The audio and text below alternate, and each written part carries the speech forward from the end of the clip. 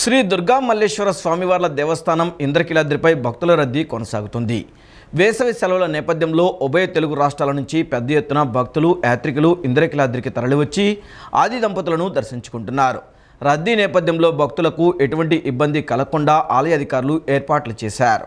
వేసవి సెలవుల నేపథ్యంలో ఇంద్రకీలాద్రిపై భక్తుల రద్దీ పెరిగింది. ఉభయ తెలుగు రాష్ట్రాల నుంచి పెద్ద ఎత్తున భక్తులు ఇంద్రకీలాద్రికి తరలివచ్చి దుర్గా మల్లేశ్వర స్వామివార్లను దర్శించుకుని మొక్కులు చెల్లించుకున్నారు. అన్ని క్యూ లైన్లు భక్తులతో కిటకిటలాడాయి. తెల్లవారుజామున 6 గంటలకు ప్రారంభమైన భక్తుల రద్దీ మధ్యాహ్నం 3 గంటల వరకు ఏకరీతిన కొనసాగింది. ఇతర ప్రాంతాల నుంచి విచ్చేసిన భక్తులు పవిత్ర కృష్ణానదిలో పుణ్యస్నానాలు ఆచరించి తల నీలాలను సమర్పించారు. ఘాట్ రోడ్లో చెప్పుల స్టాండ్ వరకు మహామండపంలో 5వ అంతస్తు వరకు క్యూ లైన్లు బారులు తీరాయి. సాయంత్రం అమ్మవారి పంచహారతుల సేవ పల్లకీ సేవలో ఉభయదాతలు భక్తులు పెద్ద ఎత్తున పాల్గొన్నారు. తెలుగుదేశం పార్టీ బాధ్యతలను నారా లోకేష్కు అప్పగించాలని ఆ పార్టీ నేత మాజీ ఎమ్మెల్సీ బుద్దా వెంకన్న డిమాండ్ చేశారు. సీఎంగా చంద్రబాబు ప్రమాణం చేసిన రోజునే జరిగిపోవాలని అన్నారు. 3000 కిలోమీటర్లకు పైగా పాదయాత్ర చేసి పార్టీ పటిష్టానికి శ్రమించిన లోకేష్ కంటే అర్హుడు ఎవరని ప్రశ్నించారు. తాను చెప్తున్నది రిక్వెస్ట్ కాదని డిమాండ్ అని అన్నారు. విజయవాడ వంటంలోని తన కార్యాలయంలో టీడీపీ నేత మాజీ ఎమ్మెల్సీ బుద్దా వెంకన్న విలేకరుల సమావేశం నిర్వహించారు. సమావేశంలో ఆయన మాట్లాడుతూ ఈ ఎన్నికల్లో 130 స్థానాలు కూటమికి వస్తాయని ధీమా వ్యక్తం చేశారు. అమరావతిలోనే తెలుగుదేశం పార్టీ జాతీయ అధినేత నారా చంద్రబాబు నాయుడు ప్రమాణ స్వీకారం చేస్తారని, చంద్రబాబు ప్రమాణ స్వీకారం డేట్ భువనేశ్వరి డిసైడ్ చేస్తారు అని చెప్పుకొచ్చారు. చంద్రబాబు ఆత్మకథలో తనకు పేజీ ఉంటుందని, టికెట్ కోసం రక్తంతో చంద్రబాబు కాళ్లు కడగలేదు అని ఆయన పేర్కొన్నారు. ఓడాక చాలా మంది పార్టీ వదిలి పారిపోయినా నేను నిలబడ్డానని, పోరాటం చెయ్యని వాళ్లు బ్లాక్మెయిల్ చేసి టికెట్లు తెచ్చుకున్నారని, మాకు అన్ని అర్హతలున్నా టికెట్లు రాలేదని వాపోయారు. తెలుగుదేశంలో పార్టీ బాధ్యతలను నారా లోకేష్కు అప్పగించాలని ఆ party leader Buddha Venkanna demand చేశారు. దీని ఎక్కువ టైం తీసుకోవద్దని, సీఎంగా చంద్రబాబు ప్రమాణం చేసిన రోజునే జరిగిపోవాలని ఆయన అన్నారు. 3000 కిలోమీటర్లకు పైగా పాదయాత్ర చేసి పార్టీ పటిష్టానికి శ్రమించిన లోకేష్ కంటే అర్హుడు ఎవరని ప్రశ్నించారు. తాను చెబుతున్నది రిక్వెస్ట్ కాదని డిమాండ్ అని అన్నారు. కూటమి అధికారంలోకి వస్తే ఖచ్చితంగా లోకేష్కు మంత్రి పదవి వస్తుందని, అంతకంటే ముందు ఆయనకు పార్టీ పగ్గాలు అప్పగించాలని డిమాండ్ చేశారు బుద్దా వెంకన్న. ఇన్ని రోజులు పార్టీకి సేవలు అందించిన ప్రస్తుత పార్టీ అధ్యక్షుడు అచ్చెన్నకి వేరే విధంగా న్యాయం చేయాలని అన్నారు. ఈ మార్పు ఎంత త్వరగా వీలైతే అంత త్వరగా చేపట్టాలని అన్నారు. పార్టీ భుజ స్కంధాల మీద పెట్టుకొని జాతీయ పార్టీ ప్రధాన కార్యదర్శిగా లోకేష్ బాబు గారు కూడా పాదయాత్ర చేయడమే కాకుండా చంద్రబాబు గారు ఈ రాష్ట్రంలో నాకు తెలిసి దాదాపు ఒక 20 నుంచి 30 వేల మందిని పేరుతో పిలుస్తారు. అలాగే లోకేష్ బాబు గారు ఆ 20-30 వేల మందినితో సహా ఇంకొక 20-30 వేల మందిని పేరుతో పిలిచే నాయకత్వాన్ని సంపాదించుకున్నారు లోకేష్ బాబు గారు. ఇప్పటి వరకు రాష్ట్ర పార్టీ అధ్యక్షులుగా బలహీన వర్గాలకు చెందినటువంటి అచ్చెన్నాయుడు గారు పనిచేశారు. చాలా చక్కగా పనిచేశారు. ఆయన జైలుకి వెళ్ళొచ్చినా సరే ఎక్కడా భయపడకుండా ప్రభుత్వానికి ఇంకా గట్టిగా పనిచేశారు. 100కి 100% అచ్చెన్నాయుడు గారు పెద్ద మెజార్టీతో అక్కడ గెలుస్తున్నారు. ఆయన 100కు 100% చంద్రబాబు నాయుడు గారి మంత్రివర్గంలో ఆయన ఉంటారు. ఇవన్నీ కూడా నేను అనుకునే, ఎందుకంటే మంత్రివర్గం గురించి నేను మాట్లాడకూడదు. చంద్రబాబు నాయుడు గారిని మేము రిక్వెస్ట్ చేసేది కూడా అచ్చెన్నాయుడు గారికి మంచి కీలకమైనటువంటి బాధ్యతలు అప్పచెప్పమని.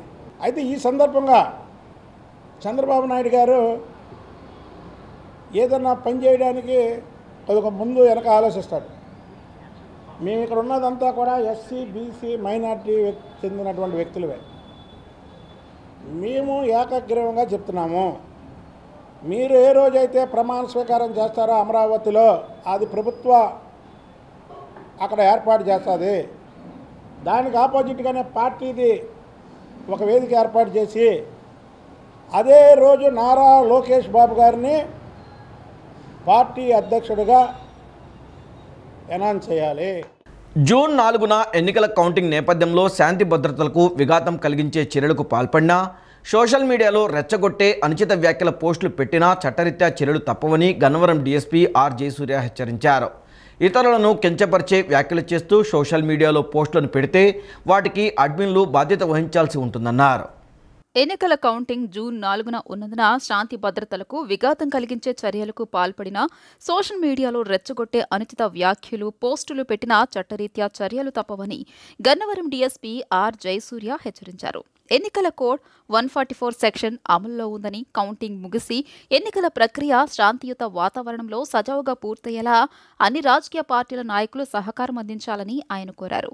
స్థానిక కాకాని కళ్యాణ మండపంలో సీఐ ఏఎన్ నరసింహమూర్తి అధ్యక్షతన అన్ని రాజకీయ పార్టీల ప్రతినిధులు, సోషల్ మీడియా అడ్మిన్లు, ముఖ్య నాయకులతో ఆయన సమావేశమయ్యారు. జూన్ 4వ తేదీన ఎన్నికల కౌంటింగ్ ఉన్నందున ప్రజాశాంతికి భంగం కలగకుండా ఉండేలా ముందుగానే అవగాహన కల్పిస్తున్నామన్నారు. జూన్ 4, 5, 6 తేదీల్లో రాజకీయపరమైన ర్యాలీలకు అనుమతించలేదని ఆయన స్పష్టం చేశారు. రాజకీయ పార్టీల నాయకులు గ్రామాల్లో తమ కార్యకర్తలకు కూడా అవగాహన కల్పించాలని ఆయన సూచించారు. ఎన్నికల కమిషన్ నిబంధనల మేరకు అవాంఛనీయ ఘటనలకు తావిచ్చేలా, ఇతరులను కించపరిచే వ్యాఖ్యలు చేస్తూ సోషల్ మీడియాలో పోస్టులను పెడితే వాటికి అడ్మిన్లు బాధ్యత వహించాల్సి ఉంటుందని హెచ్చరించారు. జూన్ 6 వరకు నమోదయ్యే క్రిమినల్ కేసులన్నింటినీ ప్రత్యేకంగా పరిగణించి ఈసీ పర్యవేక్షణలో ఆ కేసులన్నింటిలో శిక్ష పడేలా ప్రత్యేక దర్యాప్తు బృందాలను ఏర్పాటు చేశామన్నారు. ట్రైనీ డీఎస్పీ శ్రీవేద, ఎస్ఐలు జనార్దన్, అర్జమ్మ, చిరంజీవి, రాజకీయ పార్టీల నాయకులు, సోషల్ మీడియా అడ్మిన్లు పాల్గొన్నారు. ఒకవేళ అటువంటి పనులు ఏం చేసినా సరే వీటిలో కేసు తీసుకొని ఫైండ్ అవుట్ చేసి మేము తగిన చర్యలు కూడా తీసుకుంటాము. ఇప్పటి వరకు అందరూ కూడా మాకు కోఆపరేట్ చేశారు. ఈ కోఆపరేషన్ కూడా 6వ తారీఖు వరకు, అంటే మోడల్ కోడ్ ఆఫ్ కాండక్ట్ 6వ తారీఖు ఉంది. 6వ తారీఖు వరకు మాకు ఎక్స్టెండ్ చేస్తారని కోరుకుంటున్నాము. ఇవాళ ఎన్నికలలో ఒక పండుగ లాంటిది. ఆ పండుగని ఆస్వాదించండి తప్ప ఇబ్బంది పోలీసుల దగ్గర నుంచి ఆందోళన కానీ బ్రేక్ చేసే ఇబ్బంది కలిగింది అందరికీ తెలియజేస్తాం. సార్, సంస్థాత్మక గ్రామాలు ఏమన్నా మా దగ్గర సమస్యాత్మకమైన గ్రామాలు అంటే పెద్దగా ఏం లేవు. ముందుగా మేము అనుకున్నంత సమస్యాత్మకంగా అయితే ఎలక్షన్ డే లేవు. బట్ ఎక్కడైతే కనుక ఎక్కువ జనాభా ఉంది, అలాగే కోల్డ్ డే రోజున కొంచెం ఘర్షణ వాతావరణం లైట్గా వచ్చిన ఏరియాలో మాత్రం మేము టికెట్స్ అయితే రన్ చేస్తాం. పర్టికులర్గా గన్నవరం టౌన్ కానీ, బాపులపాడు టౌన్, పేలప్రోలు, అలాగే ముస్తాబాద్ ఈ ఏరియాలో ఏదైతే ఉందో, అలాగే మన వేడవల్లి, నల్లవల్లి ఈ ఏరియాస్లో మేము టికెట్స్ ఆల్రెడీ రన్ చేస్తున్నాము. అది కంటిన్యూ అవుతూ ఇంకా స్ట్రెంగ్తెన్ చేస్తాం. 10వ తరగతి అడ్వాన్స్డ్ సప్లిమెంటరీ పరీక్షలు నేటి నుంచి ప్రారంభమయ్యాయి. 2023-24 విద్యా సంవత్సరంలో ఫెయిల్ అయిన 161,877 మంది విద్యార్థులు ఈ పరీక్షలు రాసేందుకు దరఖాస్తు చేసుకోగా 685 పరీక్షా కేంద్రాలను అధికారులు సిద్ధం చేశారు. దీంతో ఉదయం 8 గంటల నుంచి విద్యార్థులు పరీక్షా కేంద్రాలకు క్యూ కట్టారు. 10వ తరగతి అడ్వాన్స్డ్ సప్లిమెంటరీ పరీక్షలు నేటి నుంచి ప్రారంభమయ్యాయి. 2023-24 విద్యా సంవత్సరంలో ఫెయిల్ అయిన మొత్తం 1,61,877 మంది విద్యార్థులు ఈ పరీక్షలు రాసేందుకు దరఖాస్తు చేసుకున్నట్టు 10వ తరగతి పరీక్షల విభాగం ప్రకటించింది. వీరిలో 96,938 మంది బాలురు కాగా 64,939 మంది బాలికలు ఉన్నారు. శుక్రవారం నుంచి జూన్ 3వ తేదీ వరకు మొత్తం 9 రోజుల పాటు జరిగే పరీక్షలకు రాష్ట్ర వ్యాప్తంగా 685 పరీక్షా కేంద్రాలను సిద్ధం చేశారు. రెగ్యులర్ పరీక్షల మాదిరిగానే అడ్వాన్స్డ్ సప్లిమెంటరీ పరీక్షలు ఉదయం 9:30 నుంచి మధ్యాహ్నం 12:45 వరకు జరుగుతాయని పరీక్షల విభాగం డైరెక్టర్ డి దేవానందరెడ్డి తెలియజేశారు. పర్యవేక్షణకు 685 మంది చీఫ్ సూపరింటెండెంట్లు, 685 మంది డిపార్ట్మెంటల్ ఆఫీసర్లు, 6,900 మంది ఇన్విజిలేటర్లతో పాటు 86 ఫ్లయింగ్ స్క్వాడ్స్ను నియమించామన్నారు. అన్ని పరీక్షా కేంద్రాలను నో ఫోన్ జోన్గా ప్రకటించామని, ఫోన్లు, ఎలక్ట్రానిక్ పరికరాలకు అనుమతి లేదని తెలిపారు. డీఈఓల ఆధ్వర్యంలో అన్ని జిల్లా కేంద్రాల్లో పరీక్షలు ముగిసే వరకు కంట్రోల్ రూమ్లు ఏర్పాటు చేయాలని ఆదేశించామన్నారు. పరీక్షల డైరెక్టరేట్లో ప్రత్యేక కంట్రోల్ రూమ్ ఏర్పాటు చేశామని, పరీక్షలపై ఎలాంటి సందేహాలున్నా 0866-297-4540 నెంబర్లలో సంప్రదించాలని సూచించారు. ఎన్నికల్లో ప్రధాన పార్టీలు ప్రజలను మోసం చేసే విధంగా డబ్బులు విచ్చలవిడిగా పంపిణీ చేశారని సిపిఎం నేత బాబురావు విమర్శించారు. ఎన్నికల అనంతరం ఎవరి దారిన వారు టూర్లకు వెళ్లిపోయి ప్రజా సమస్యలను పట్టించుకోవడం లేదని మండిపడ్డారు. ప్రజా సమస్యలు తెలుసుకునేందుకు సెంట్రల్ నియోజకవర్గ సిపిఎం అభ్యర్థి బాబురావు విస్తృతంగా పర్యటిస్తున్నారు. శుక్రవారం నాడు 30వ డివిజన్ దేవీనగర్ రామకృష్ణాపురంలో పర్యటించి ప్రజలు పడుతున్న ఇబ్బందులు అడిగి తెలుసుకున్నారు. ఈ సందర్భంగా ఆయన మాట్లాడుతూ ప్రధాన పార్టీల నాయకులు ఎన్నికల తర్వాత ప్రజలను పట్టించుకునే పరిస్థితి లేదన్నారు. ఎవరికి వారు టూర్లు వెళ్లిపోయి సంతోషంగా గడుపుతున్నారని, ప్రజలను మాత్రం వదిలేశారన్నారు. కానీ సిపిఎం పార్టీ ఎప్పుడూ ప్రజల్లో ఉంటుందని, వారి సమస్యలపై నిరంతరం పోరాటం చేస్తామన్నారు. బిల్లులు చెల్లించక కొన్ని సర్వీసులు నిలిచిపోయి ప్రజలు ఇబ్బందులు పడుతున్నారని తెలియజేశారు. ఎన్నికల కోడ్ పేరుతో పనులు నిలిపివేయడం వలన పారిశుద్ధ్యం కూడా అధ్వానంగా తయారైందన్నారు. ప్రజల నుండి పన్నులు వసూలు చేయటం మీద ఉన్నటువంటి దృష్టి ప్రజలకి సౌకర్యాలు కల్పించడం మీద లేదు. స్థానిక సమస్యలు కూడా ఎన్నికల్లో చూస్తే ఈరోజు ఉన్నటువంటి పట్టాలు కానీ, ఇళ్ళు కానీ, ఇంకా మిగిలినటువంటి అనేక సమస్యలు పెండింగ్లోనే పెట్టేశారు. ఎన్నికల ముందు వరకు కోడ్ వచ్చే వరకు ఇదిగో అదిగో అని హడావుడి చేశారు. మళ్ళీ కోడ్ వచ్చిందని చెప్పారు. ఇవాళ ఏదైనా ఫలితాలని చెప్తున్నారు. ఆఖరికి ఎలా వచ్చిందంటే నగరంలో పారిశుధ్యం కూడా దెబ్బతినిపోయింది. డ్రైవర్లు సమ్మె చేస్తున్నారు, చెత్త వాహనాలు. ఆ బడా కాంట్రాక్టులు మాత్రం కోట్ల రూపాయలు చెత్త పన్ను పేరుతో వసూలు చేసి వాళ్ళకి దోచిపెడుతున్నారు. వార్డుల్లోకి వెళ్తే కనీసం కార్మికులు పనిచేయడానికి తోపుడు బళ్ళు కూడా రిపేర్ చేయించకుండా కార్పొరేషన్ మరి వాళ్ళ అది కూడా ఆ భారాన్ని కూడా కార్మికుల మీద వేస్తోంది. అంటే కార్మికుల్ని, ప్రజల్ని, పారిశుధ్యాన్ని ఎంత అధ్వానంగా చూస్తున్నారో దీన్ని బట్టి అర్థమవుతుంది. విజయవాడ ఇంద్రకీలాద్రిపై కొలువయ్యున్న కనకదుర్గమ్మను సుప్రీంకోర్టు న్యాయమూర్తి జస్టిస్ సిటి రవికుమార్ దంపతులు దర్శించుకున్నారు. అమ్మవారి పంచహారతుల సేవలో పాల్గొనేందుకు ఇంద్రకీలాద్రికి వచ్చిన జస్టిస్ రవికుమార్ దంపతులకు ఆలయ అధికారులు స్వాగతం పలికారు. అమ్మవారి పంచహారతుల సేవలో పాల్గొన్న అనంతరం వారు దుర్గమ్మను దర్శించుకుని ప్రత్యేక పూజలు జరిపించుకున్నారు. వేద పండితుల ఆశీర్వచనం అందించగా ఆలయ ఈవో కెఎస్ రామారావు అమ్మవారి చిత్రపటం, ప్రసాదాలు, శేషవస్త్రాలను అందజేశారు.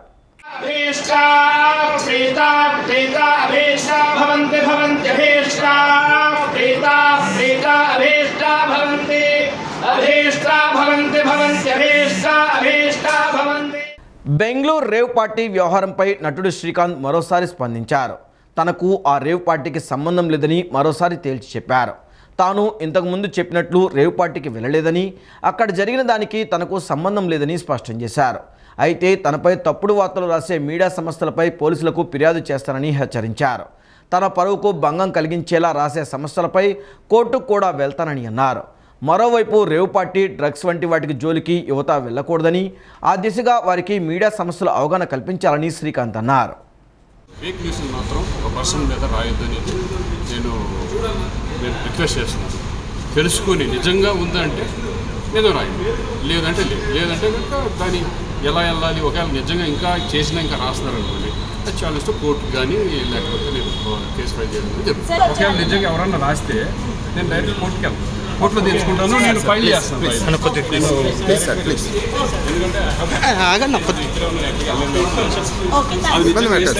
ఏంటని తెలుసు ఎందుకు నోటీస్ వస్తుంది నాకు. ఒకవేళ అటువంటిది వాళ్ళు కనుక ఫేక్ కనుక చేయగలిగితే నేను పోలీస్ స్టేషన్ కంప్లైంట్ ఇవ్వడానికి రెడీ. ఏపీలో చంద్రబాబు విధ్వంసం సృష్టించాడని వైఎస్ఆర్సీపీ ఎమ్మెల్యే కాసు మహేశ్వర్ రెడ్డి మండిపడ్డారు. ఎస్సీ, ఎస్టీ, బీసీలపై టీడీపీ శ్రేణులు దాడులకు తెగబడ్డాయని ధ్వజమెత్తారు. సుమారు 60-70 బూతుల్లో టీడీపీ శ్రేణులు రిగ్గింగ్ చేశారని, వెబ్ కెమెరాల ఫుటేజ్ పరిశీలించి రీపోలింగ్ జరపాలని ఈసీని కోరినట్లు తెలిపారు. ఈసీ స్పందించకపోతే న్యాయ పోరాటం చేస్తామన్నారు. టీడీపీ అరాచకాలపై ఈసీకి వైఎస్ఆర్సీపీ ఎమ్మెల్యేలు కాసు మహేష్ రెడ్డి, మల్లాది విష్ణు, ఎమ్మెల్సీ లేళ్ల అప్పిరెడ్డి నిన్న ఫిర్యాదు చేశారు. అనంతరం కాసు మహేష్ రెడ్డి మీడియాతో మాట్లాడుతూ టీడీపీ అరాచకాలపై ఈసీకి ఫిర్యాదు చేస్తూనే ఉన్నామన్నారు. సుమారు 60-70 బూత్లో రిగ్గింగ్ చేశారని, వెబ్ కెమెరాల ఫుటేజ్ పరిశీలించి రీపోలింగ్ జరపాలని కోరినట్లు తెలిపారు. ఈసీ స్పందించకపోతే న్యాయ పోరాటం చేస్తామన్నారు. ఎస్సీ, ఎస్టీ, బీసీల ఇళ్లను సైతం టీడీపీ శ్రేణులు ధ్వంసం చేశాయని, మహిళలు భయాందోళనకు గురై గుడిలో తలదాచుకున్నారని చెప్పారు.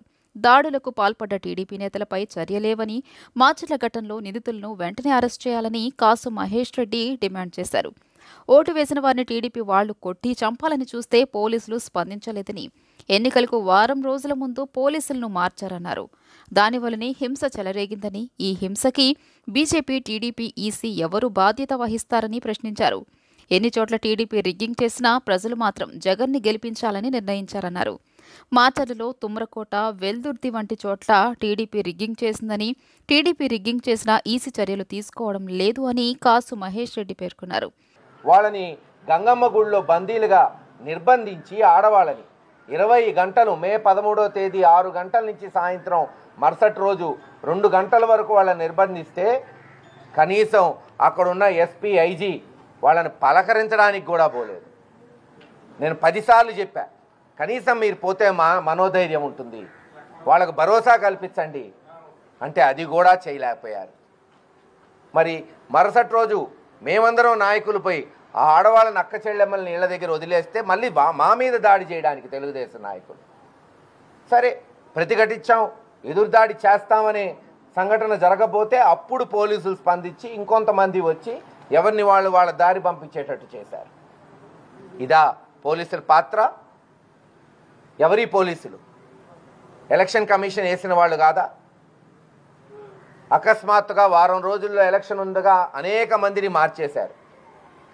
పోయిన వాళ్ళు ఏదో ఎలక్షన్ చేయలేని వాళ్ళలాగా కొత్త వాళ్ళు బ్రహ్మాండంగా చేస్తారు. మరి ఏమైంది ఈరోజు?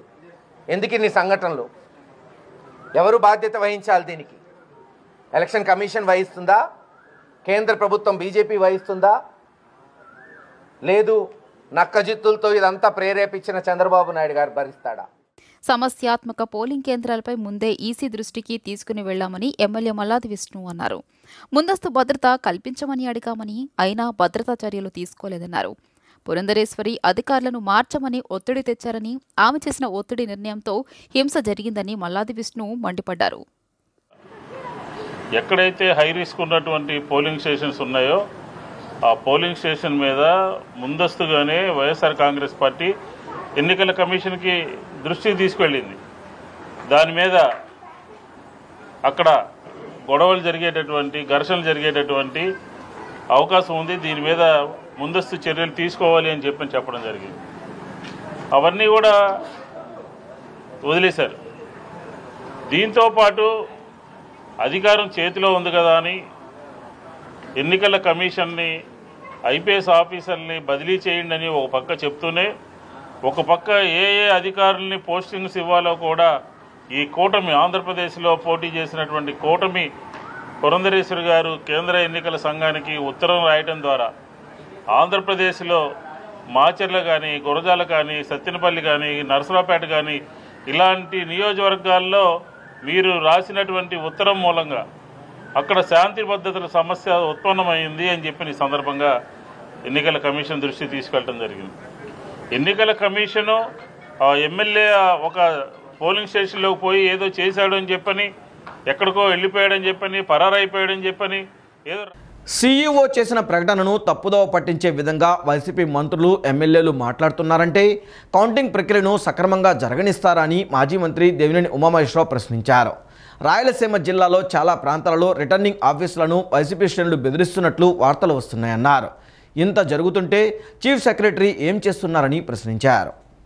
రాయలసీమ జిల్లాలో చాలా ప్రాంతాల్లో రిటర్నింగ్ ఆఫీసర్లను వైసీపీ శ్రేణులు బెదిరిస్తున్నట్లు వార్తలు వస్తున్నాయన్నారు. ఇంత జరుగుతుంటే చీఫ్ సెక్రటరీ ఏం చేస్తున్నారని మాజీ మంత్రి దేవినేని ఉమామహేశ్వరరావు ప్రశ్నించారు. పోలింగ్ నాడు సహకరించలేదు, కౌంటింగ్ నాడు మీ సంగతి చూస్తామంటూ వాళ్ల కుటుంబ సభ్యులను వైసీపీ నాయకులు, కార్యకర్తలు బూతులు తిడుతూ బెదిరిస్తున్నారు అని అధికారులు వాపోతున్నారన్నారు. ఈ వ్యవహారంపై ఎలక్షన్ కమిషన్ వెంటనే స్పందించాలని, కేంద్ర ఎన్నికల పర్యవేక్షణ అధికారుల ఆధ్వర్యంలో కౌంటింగ్ ప్రక్రియ జరిగితేనే రిటర్నింగ్ అధికారులకు రక్షణ ఉంటుందని దేవినేని అన్నారు. సినిమా ఫక్కీలో ఎమ్మెల్యే అనుచరులు బ్లూ మీడియా ఛానల్స్లో ప్రచారం చేశారని, తాడేపల్లి ప్యాలెస్లో కూర్చుని ధనంజయ రెడ్డి తతాంగమంతా చేస్తున్నారని దేవినేని ఆరోపించారు. రఘురాంరెడ్డి, సజ్జల, భార్గవరెడ్డి ఇంటెలిజెన్స్, ఆంజనేయుల పర్యవేక్షణలో కొంతమంది పోలీసులను బెదిరించి ఇటువంటి ఎమ్మెల్యేలకు సహకరిస్తున్నారని విమర్శించారు. పిన్నెల్లి దేశం వదిలిపెట్టి వెళ్లాడా, రాష్ట్రం వదిలిపెట్టి వెళ్లాడా, ఎందుకు చర్యలు తీసుకోలేకపోతున్నారని దేవినేని ప్రశ్నించారు. ప్రజావేదిక విధ్వంసంతో వైఎస్ జగన్ చేసిన అరాచక పాలన ఎమ్మెల్యే ఈవీఎం ధ్వంసంతో పరిసమాప్తమయ్యిందని వ్యాఖ్యానించారు. ఎలక్షన్ కమిషన్ సీఈఓ చెప్పిన తరువాత కూడా ప్రజలను తప్పుదోవ పట్టించాలని చూస్తున్న వారిని అరెస్ట్ చేసి కేసులు బుక్ చేయాలన్నారు.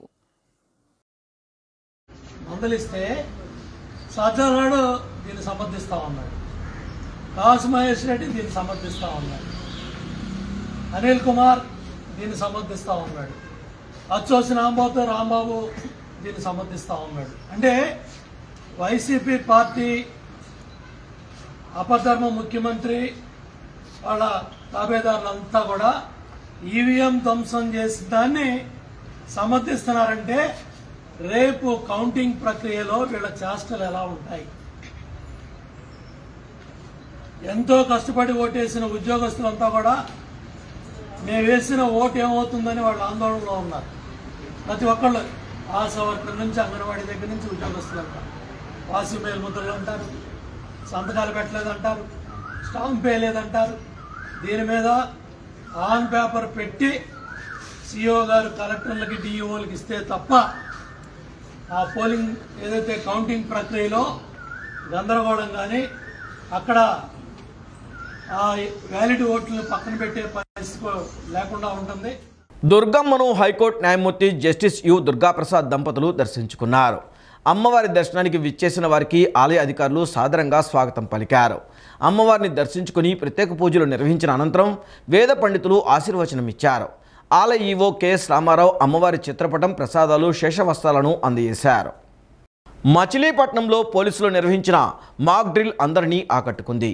ఈ నెల 13వ తేదీన జరిగిన సార్వత్రిక ఎన్నికలకు సంబంధించి వచ్చే నెల 4వ తేదీన కృష్ణా విశ్వవిద్యాలయంలో ఓట్ల లెక్కింపు ప్రక్రియ ఉన్న నేపథ్యంలో జిల్లా పోలీస్ యంత్రాంగం అప్రమత్తమైంది. ఆ రోజు ఎవరైనా అల్లర్లు, అలజడులకు పాల్పడినా, చట్ట వ్యతిరేక చర్యలకు దిగినా పోలీస్ పరంగా తీసుకునే చర్యలపై జిల్లా ఎస్పీ ఆదాన్ నయీం అస్మీ ఆదేశాల మేరకు సిబ్బంది మాక్ డ్రిల్ నిర్వహించారు. మచిలీపట్నంలోని కోనేరు సెంటర్లో జరిగిన ఈ మాక్ డ్రిల్లో అల్లరి మూకలు, ఆందోళనకారుల వేషధారణలో పోలీసు సిబ్బంది సివిల్ దుస్తులు ధరించి అక్కడికి చేరుకుని ఆందోళన చేపట్టగా పోలీసు యూనిఫామ్లో కొంతమంది అక్కడికి హుటాహుటిన చేరుకుని పరిస్థితులను అదుపులోకి తెస్తున్నట్లు సహజంగా నటించారు. ఇదంతా మాక్ డ్రిల్లో భాగమని అక్కడ జనం ఊహించలేని స్థాయిలో పోలీసులు ఈ కార్యక్రమాన్ని నిర్వహించి ప్రజలను మెప్పించారు. మహిళా పోలీసులు సైతం చుడీదార్లు, చీరలు ధరించి ఆందోళనకారులా వ్యవహరించడంతో జనం అక్కడ నిజంగా ఏదో జరుగుతుందని కొద్దిపాటి ఆందోళనకు లోనయ్యారు.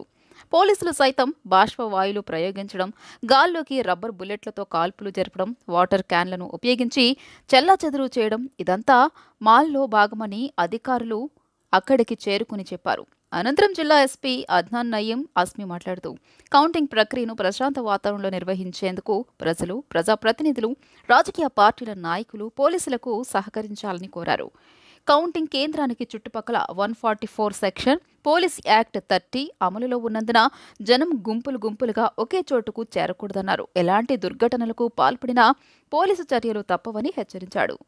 Additional SP Venkateswara Rao, AR additional SP Prasad, Bandar DSP Mohammad Subhan, AR civil police సిబ్బంది పాల్గొన్నారు. ఈ వార్తలు ఇంతటితో సమాప్తం. నమస్కారం.